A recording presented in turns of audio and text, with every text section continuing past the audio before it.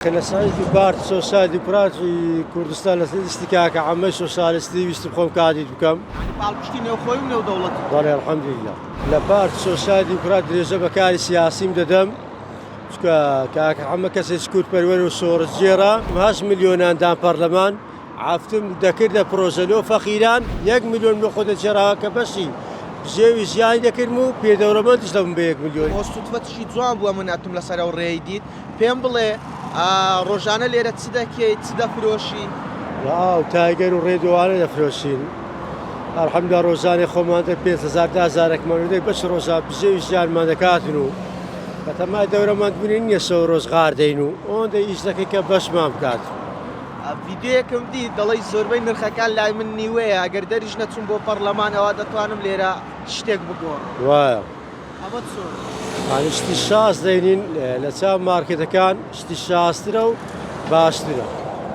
باش باسی خۆ کاندیدکردنەوەتم بۆ بکە بۆ پەرلەمانی عێراق قەرار بوو خۆت کاندید کە ئەم بابەتە چۆن بوو؟ پێشکەشمان کرد بەڵام ئەو سار وەکو ساڵانی پێشتر نەبوو هەموو کەسێک بتوانێت خۆی کاندید بکاتن. شادەی من دیپلۆمە ئەوانی بەکەلەرۆز بەسەرەوەیان دەویست ئەو بوو ڕەف زمان هینا.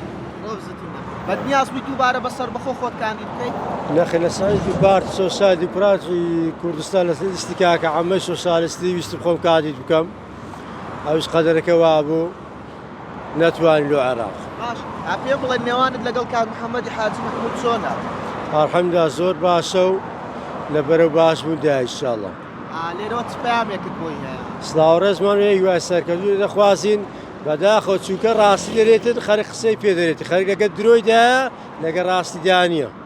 باش کاک زانا پێم بڵێ لە هەڵبژاردننی پەرلەمانی کوردستان بەڵێنی زۆرتدا ئەم بەڵێنانات ئەگەر بچوایتە پەرلەمان جێبەجێت دەکرد بۆ نمونە چیت دەکرد؟ سێ-چار پرۆژەمان ڕاگەیان کە لە پرۆژە ئاخری پێنجەمدا گوتمان ئەوانەمان لۆ قسەی خۆشی بە خەرک دریتون بووە.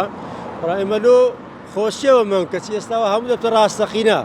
ئەو کات قسەیان بە من دەگو کەچی ئێستا جێبەجێ دەکرێت دەستخۆشی لەوان دەکرێت بەداخەوە. باسی ئەوەم بۆ بکە ئەگەر بۆ نمونە 4 ساڵی تر هەڵبژاردننی پەرلەمانی کوردستان بکرێت دووبارە خۆت بەربژێر دەکەیتەوە؟ ئینشاڵڵا ئینشاڵڵا.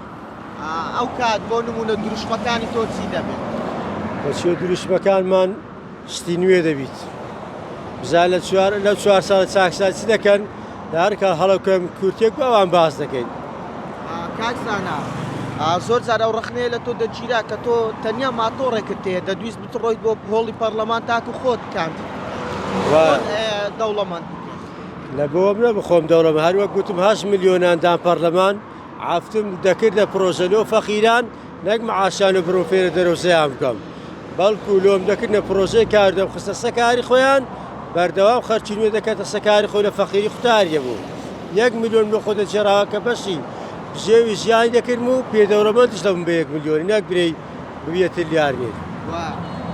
کاک زانا ڕۆژانەکە لێرە کاسبی خۆت دەکەی ئەو خەڵکانەی دێن بۆ نمونە شت لای تۆ دەکڕن کاردانەوەیان چۆنە کە تۆ دەبینن؟ ئەلحەمدولیلا ڕێزم لێ دەگرن ڕێزیان لێ دەگرم و دەستخۆشیم لێ دەکەن دەستخۆشییان لێ دەکەین. بەگشتی خەڵک کۆمێتی چییە لەسەر ئەو کارانەی کە تۆ دەکەی و چاڵاکیانەی کە دەیکەی؟ بەگشتی خەڵک ئەوەی لە سۆسیال میدیا دەبی بەگشتی خەڵک ڕەخ نەدەگریتن. بە زۆریش منداڵ توانن یاخود ناستە دەکدان ئەوانە کە ڕەخ نەدەگرن بەخۆیان فاشلن لێ فەسەری هەردەبژێرن. پاڵپشتی تێواتە؟ بەڵێ. پاڵپشتەکان نێوخۆین یاخود نێودەوڵەتی؟ نێوخۆی و نێودەوڵەتی ئەلحەمدولیلا. یعنی پاڵپشتی نێوخۆی و نێودەوڵەتی؟ بەڵێ ئەلحەمدولیلا. پلان و پرۆژەی تۆ لە داهاتوو چی دەبێت وەکو کاری سیاسی؟